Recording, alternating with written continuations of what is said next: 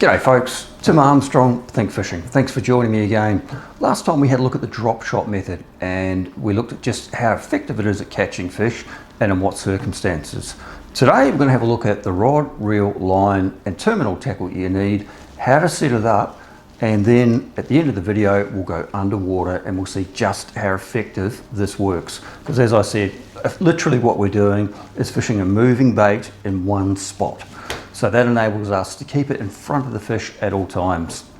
Right, let's get into it. So this is the rod and reel that I typically use for redfin through to golden perch. Now, of course, if you're going to be fishing for Murray cod, and it works really well for Murray cod, or snapper, or some other fish out in the bay, you'll need to beef things up a little bit. But this is what I use for redfin.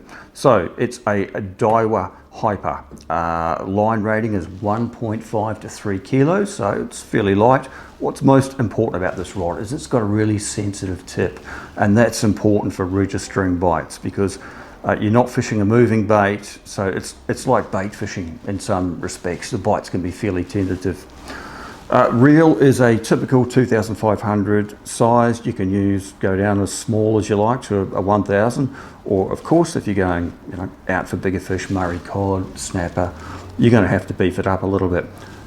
I prefer to use braided line, and I am in this case, but I have around 12 to 15 feet fluorocarbon leader.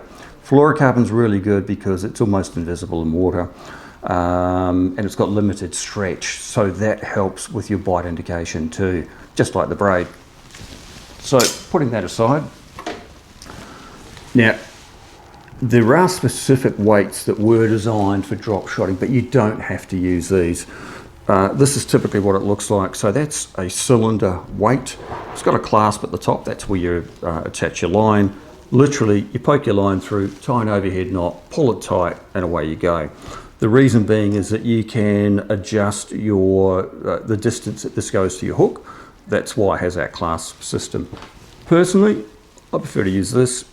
Same sort of weight, it's a cylinder weight, but it's got a barrel swivel at the top, and that helps with line twist. It helps eliminate it.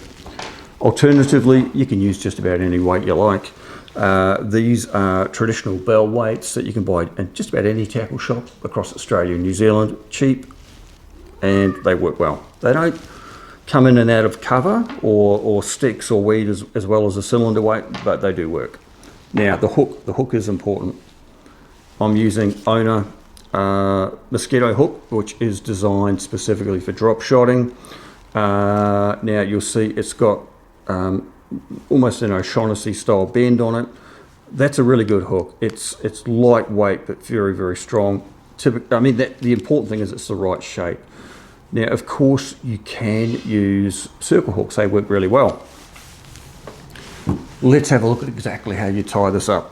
So we take our main line, thread on a hook, being careful to make sure the hook is facing upwards towards the rod tip. Pull off enough line, form a loop in the main line, going underneath that to give you like an overhand knot. Now, very simple process, very simple. All we need to do is move this hook through that loop 6 times, or between 4 and 6. It's 1.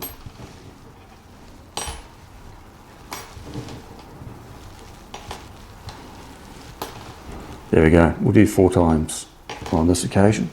So that is what it should look like. Pull it tight, and as you can see, that knot holds your hook in place. Perfect. So let's head underwater and you'll soon see exactly why this is so effective.